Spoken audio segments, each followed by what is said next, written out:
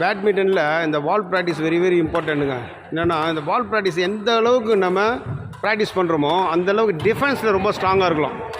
Defence means shuttle வந்து எந்த பக்கம் அடித்தாலும் நீங்கள் வந்து ரிட்டன் எடுத்து போட்டுக்கிட்டே இருக்கலாம்.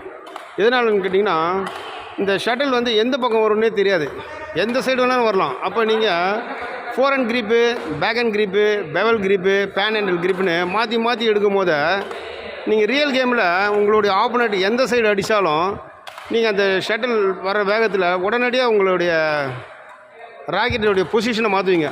அதாவது ஃபோர் ஹேண்ட் க்ரீப்லேயும் பெவல் க்ரீப்லேயும் இல்லைன்னா பேன் ஹேண்டில் க்ரீப்பு இல்லைன்னா பேக் ஹேண்ட் க்ரீப்புன்னு சொல்லி டக்குன்னு மாற்றினே இருப்பீங்க. அதனால் ஒரு பேட்மிண்டன் பிளேயரு பக்காவாக டிஃபென்ஸ் ஆடணும் அப்படின்னா இந்த வால் ப்ராக்டிஸ் வெரி வெரி இம்பார்ட்டன்ட்.